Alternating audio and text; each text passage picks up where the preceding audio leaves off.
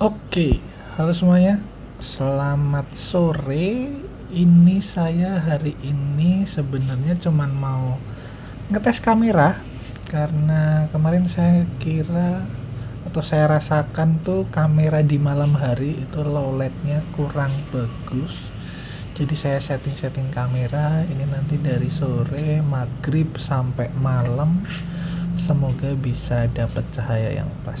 Mungkin pas cahaya sore ini malah kurang bagus ya FPS-nya karena ini memang settingan untuk nanti malam. Jadi targetnya sih dapat view gambar yang terang ya. Oke, itu sih memang tujuannya. Tampilan motornya seperti ini. Saya belum update lagi dan nampang dikit ya. Ini suaranya sekarang jadi seperti ini. Lebih adem karena nanti saya tunjukkan, saya tambahkan DB killer di bagian moncongnya. Tinggi saya 180 cm, berat 85, perbandingan dengan motor seperti ini masih pas lah ya, walaupun kaki mungkin terlihat terlalu panjang, udah kelihatan nekuk banget. Jadi kalau mau pakai underbone pun saya juga belum yakin. Dan seperti ini.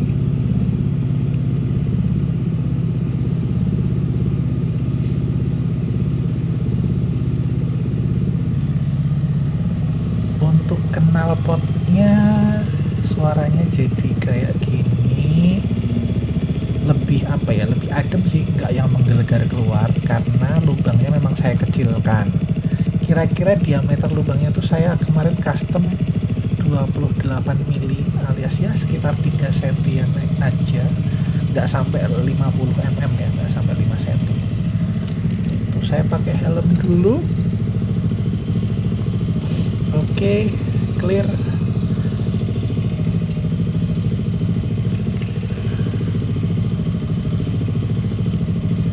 Oh iya, motor ini kondisi sudah servis keempat dan sudah habis ya, baru kemarin saya servis keempat, jadi sudah habis. Kilometernya masih 3000 karena motornya sebenarnya bukan jarang dipakai. Motor ini sering saya nyalakan, sering saya pakai, cuman memang jarak tempuhnya nggak jauh, jadi kilometernya tetap low km. Jadi ya seperti inilah motornya. Ya semoga malah jadi awet ya. Saya sering manasin, jalan nggak jauh-jauh, dan ya semoga malah awet kinclongnya juga. Oh ya, ngomong-ngomong bagian depan ini kan kemarin saya upload mau ganti windshield ya, lagi dibantu sama teman saya proses importnya. Untuk yang tanya-tanya harganya berapa, saya belum berani jawab karena belum terhitung dari ongkir dan biaya-biaya cukainya. Jadi nanti akan saya review saat sudah terpasang saja karena belum pasti bisa terpasang dan belum pasti bagus juga kan. Jadi saya juga nanggung lah kalau mau cerita banyak sekarang. Jadi ditunggu next video saja. Jadi kali ini saya mau jalan-jalan dulu, biasalah muter-muter Jogja dan gak jauh-jauh, paling ini daerah Jogja Selatan aja, gak sampai Malioboro atau tengah kota kayak kemarin. Seperti biasa lewat ring road saja, saya pengen cari jalanan yang halus. Suaranya seperti ini ya guys, suara gasnya jadi lebih padat aja udaranya, nggak kayak blong yang menggema gitu, nggak, tapi dia lebih kayak tertahan. Sebenarnya nggak ketahan juga karena lubangnya kan masih los ya, daripada DB killer yang saya pasang yang kemarin-kemarin. Yang ini lebih aman sih, buka gas besar juga aman, nggak lepas. Nah suaranya oke lah ya, nggak berisik banget kan, lebih ke pas aja sih suaranya. Nanti link toko untuk custom bushingnya mungkin nanti saya sertakan, siapa tahu ada teman-teman yang minat. Jadi monggo diukur ukuran knalpotnya, mungkin mau custom si lubang knalpotnya mungkin lebih kecil atau bagaimana, nanti saya kasih caranya lah. Tipsnya sih sebenarnya bikin selongsong bushing tabung tuh yang agak panjang, berisik banget tuh. Nah suara knalpot kalau racing banget tuh berisik kayak gitu ya, dan saya nggak mau ganggu orang, jadi suaranya lebih saya redam saja. Lalu apa tadi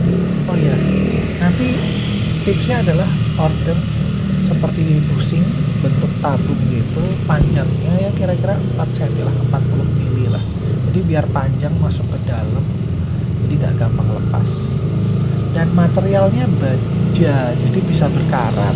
Kalau saran saya kalau mau pakai yang baja itu dicat, tapi kalau teman-teman nggak mau ngecat, order yang aluminium aja, nanti harganya biasanya kalau aluminium lebih mahal. Itu aja sih kalau mau apa ya istilahnya. Saya tidak menyarankan juga ya, ini istilahnya kayak coba-coba lah, trial and error aja di knalpot gitu ya. Memang mungkin ada yang bilang, bang aman nggak tuh nahan udara knalpot gitu ya. Saya juga hati-hati juga sih di sini. Saya mencoba ngurangin suara tapi menahan udaranya juga yang sebutuhnya saja, bukan bikin DB killer yang lubangnya kecil terus bener-bener jadi silent kan, enggak ya. Ini cuma ngurangin aja, jadi lubangnya juga saya lihat dan saya kira-kira itu masih lancar ngalirin udara kalau kita buka gas, tapi juga tetap nggak berisik gitu kan. Jadi memang harus kira-kira aja ukurannya seberapa itu sih. Jadi saya mau coba-coba di situ aja untuk urusan knalpot. Dan kalau pas lagi pengen yang adem, yang sunyi, ya bener ini sih solusinya, ganti knalpot ke standar aja sih. Kalau knalpot racing ya minimal pasti ada suaranya sih, dan gimana ya, pasti nggak tenang juga kan di jalan. Pasti banyak yang bilang, bang knalpot custom yang silent dong gitu kan, tapi ya gimana, nggak ada sih kayaknya knalpot custom tapi silent ya, karena materialnya kan dia stainless steel kebanyakan. Kalau knalpot custom itu dan knalpot racing itu kan materialnya ringan, stainless steel. Biasanya bukan biasanya, tapi kayaknya memang jarang ada yang bisa dibuat ruang-ruang seperti knalpot standar ya. Kalau knalpot standar kan masuk ke ruang 1, keluar ke ruang 2, keluar ke ruang 3, lalu mungkin ada honeycomb di dalamnya dan bikin suaranya hening ya langsung, tapi udaranya tetap lancar muter di dalam silencer. Sedangkan kalau knalpot racing itu kan biasanya free flow, paling ada jalur belok 1-2 aja, tapi nggak sampai yang beruang-ruang banyak. Jadi itu sebabnya knalpot racing kebanyakan pasti akan mengeluarkan suara. Jadi kalau sampai silent sih kayaknya belum mungkin ya. Terus ini berarti motor sudah 10 bulan, karena servis pertama itu sebulan, servis kedua, ketiga, keempat itu 3 bulan. Jadi otomatis motor saya ini usianya sudah 10 bulan. Saya nggak ngerasain masalah apapun. Dengan tinggi badan seperti ini, saya merasakan sangat nyaman menggunakan R15, sangat-sangat tidak menyiksa gitu ya, karena saya benar-benar bisa enjoy naik motor ini. Dan apa ya mungkin banyak orang reviewer juga pada bilang R15 itu motor paling pegel gitu ya, bahkan ada Muge yang lebih enak dipakai daripada R15. Tapi jujur saya nggak merasakan itu karena mungkin faktor tinggi badan. Nah, dan kalau pas lagi lampu merah gini nih ya, kita tegak aja ya, duduk tegak, istirahat gitu kan. Tapi kalau nanti jalan itu udah aman sih, biasa dan bisa menikmati lah saya pakai motor ini. Jalan jauh pun aman, jalan 20-30 menit itu masih aman itu. Dan apa ya, kekurangan lain saya udah nggak ngerasain kekurangan sih di motor ini. Mungkin banyak yang bilang lemot lah atau apa, nggak lemot kok, tetap enak-enak aja gitu kan. Selama terawat aku yakin pasti motornya tetap enak ya, dipakai ngebut bisa, dipakai santai juga enak, bensin juga irit ya. Bensin tetap pakai Pertamax turbo karena oktan kita nyari oktan di atas 95, dan di Jogja nggak ada V-Power ya, karena V-Power itu 95 pas sih, cuman sayangnya di Jogja nggak ada, jadi pakainya tetap Pertamax turbo. Kalau dulu waktu masih ada Y-Connect itu masih kelihatan sih 1 liter masih bisa tembus 50 tuh, sempet kok saya jalan pelan-pelan itu pernah sempet tembus 1 liter 50 km itu masih tembus. Tapi kalau pas yang agak ngebut itu di sekitar 40-an lah 1 liternya.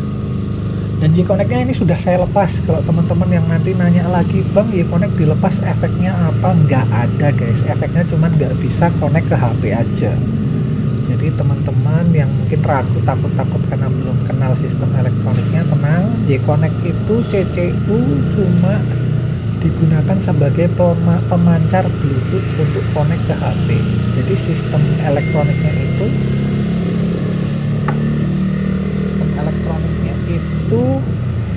sebenarnya memang ada ke arah kabel CCU, bener.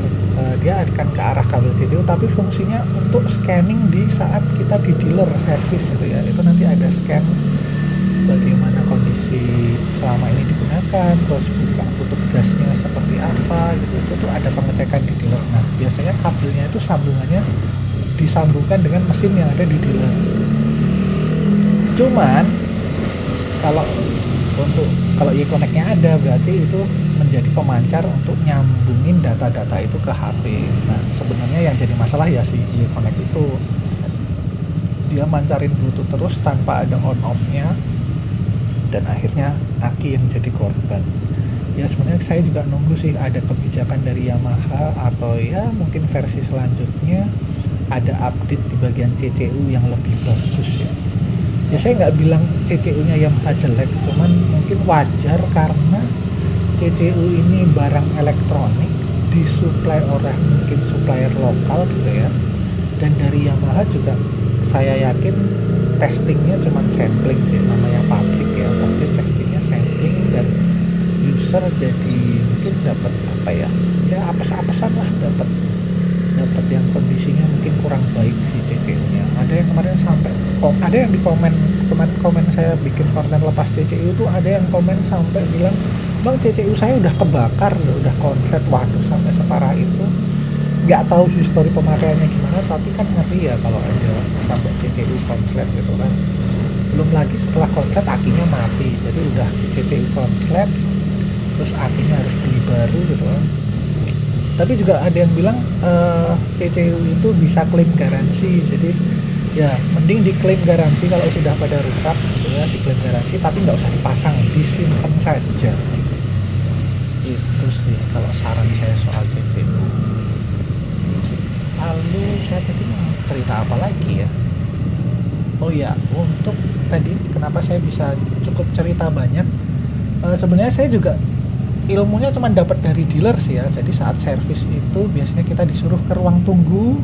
Kalau saya sih agak ngeyel gitu ya, saya lebih senang mendatangi montirnya, mendatangi mekaniknya, nanya-nanya aja sih. Banyak hal yang saya tanyakan biasanya dulu waktu CCU, Bang, CCU tuh lepasnya gimana, nyabutnya gimana, diajarin kok sama dealer. Nggak usah takut nanya bagaimana. Kalau memang belum paham motor nggak apa-apa gitu, tanya aja, nggak apa, Bang ini apa ya, ini gimana ya, kalau pakai ini bagaimana, itu tanya aja sih. Cuman kalau yang penggunaan oli kemarin itu saya cari info sendiri sih, kayak kenapa olinya kok yang Yamalum Super Sport itu udah banyak yang review, memang Yamalum Super Sport lebih adem daripada yang Yamalum Sport. Terus juga kemarin saya nanya, Bang, kalau radiator nguap itu ngisinya dari mana ya gitu kan. Oh ternyata kalau air radiator itu ngisinya dari wadah putih yang ada di bawah, yang dekat knalpot yang ada di bawah itu, yang kelihatan dari sisi kiri bawah. Nah itu ternyata kalau radiatornya berkurang, sudah di bawah batas minimum, itu ditambahin dari situ aja. Tapi kalau kemarin saya nanya, Bang, perlu dikurasnya kapan gitu, oh ternyata nggak perlu. Kalau memang tidak berkurang banyak dan tidak berubah warna, itu masih aman. Tapi kalau teman-teman pengen ganti pakai air radiator yang lain gitu ya, yang mungkin kan banyak ya, yang kualitasnya lebih bagus, lebih dingin tuh banyak. Itu saran saya sih mending dibawa ke dealer aja, nanti paling bayar ongkos isi ulang kuras radiator saja. Tapi saya nggak nanya ya biayanya berapa. Paling itu sih. Kalau kenapa saya bisa cerita banyak ya karena memang beberapa kali sering nanya sih ke mekanik ya di dealer. Jadi itu juga buat tips teman-teman supaya bisa kenal sama motornya.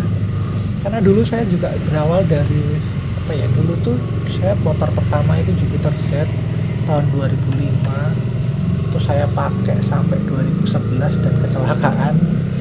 Itu dulu saya juga nggak ngerti motor, malah ugal-ugalan pakai motor, nggak ngerti motor.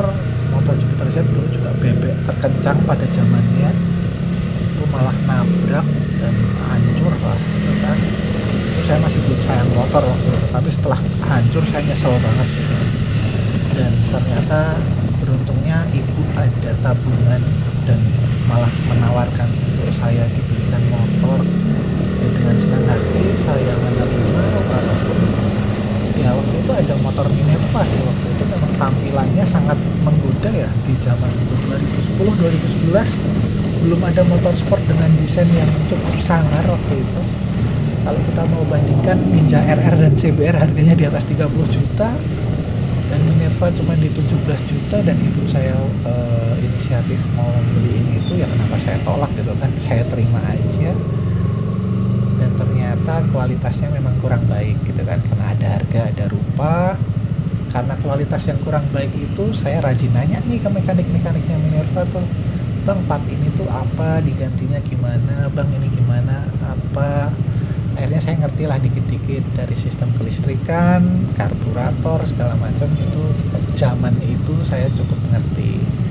Terus gimana ngelumasin kalau ada putaran gasnya seret atau bagaimana, itu ya belajarlah dikit-dikit ke arah sana.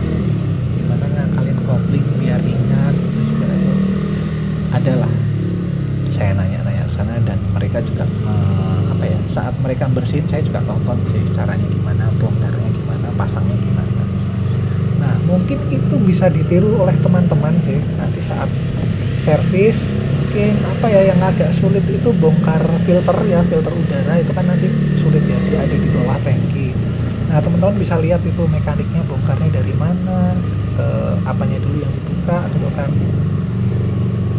Itu sebabnya saya jadi tahu lah apa dulu yang dibuka, gimana cara bukanya gitu kan. Jadi ya mungkin sedikit mengganggu si mekaniknya, tapi kalau saya pribadi mikirnya ya ini keuntungan kita gitu kan. Ya kalau kita nggak inisiatif pengen tahu, ya nggak tahu apa-apa gitu kan gitu. Dan kadang-kadang juga dealer kalau kita nggak mengeluhkan sesuatu, dealer juga nggak ngecek juga gitu loh. Jadi memang benar-benar kita yang harus peka juga sama si motornya.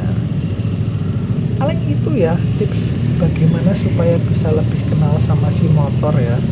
Terus kalau tutorial buka bongkar-bongkar, jujur teman-teman banyak juga yang mulai komen ya, bang tutorial inilah itulah, kuras radiator, bongkar bodi atau segala macam, bongkar lampu. Saya belum bisa kasih jawaban karena saya juga belum pernah melakukannya. Dan sayang lah kalau udah kenceng dibongkar, takutnya malah nggak kenceng gitu kan. Kalau nggak urgent dan dibutuhkan, saya nggak melakukan itu. Jadi ya nanti dulu ya teman-teman, mungkin harap bersabar. Tapi nanti beberapa akan saya buatkan tutorial lepas ini lepas itu pas saya butuhkan. Contoh kayak ganti flasher misal buat kelap-kelip lampu sen, itu kan memang belum saya ganti, tapi next pasti akan saya ganti. Cuman belum saya lakukan, jadi saya belum bikin tutorialnya. Kemarin malah sempet saya buka dashboard. Nah itu saya sudah bisa buka dashboard, caranya bagaimana. Jadi yang kanan kirinya si speedometer ini saya sekarang sudah bisa. Kapan-kapan akan saya buatkan, mohon ditunggu, jangan lupa subscribe. Dan ya nantikan saja videonya, akan saya buatkan. Lalu ngomong-ngomong, kita kan mau ngetes cahaya ya. Ini cahayanya udah oke sih, udah terang ya menurutku ya. Dari tadi cahaya meredup, malam hari ini lampunya juga kelihatan terang, tidak terlalu silau di mata, tapi cahayanya tetap masuk, nggak ada yang gelap ya. Semoga teman-teman juga sudah setuju. Jadi nanti kalau saya bikin konten malam, mungkin settingan kameranya akan seperti ini. Itu aja sih kali ini videonya. Mungkin itu ya yang saya sharing, semoga bermanfaat buat teman-teman semua. Saya ingatkan lagi, saya sebenarnya juga cuma user gitu ya. Saya bisa ngerti motor juga karena banyak tanya saja. Saya bukan mekanik, saya bukan lulusan otomotif, jadi bukan ahlinya sebenarnya. Cuman saya pengen tahu banyak. di seputar motor dan hobi saya ini. Itu aja teman-teman, terima kasih yang sudah nonton sampai video kali ini. Jangan lupa like, komen, dan subscribe, dan jangan lupa di share juga. Terima kasih, sampai jumpa dan bye bye.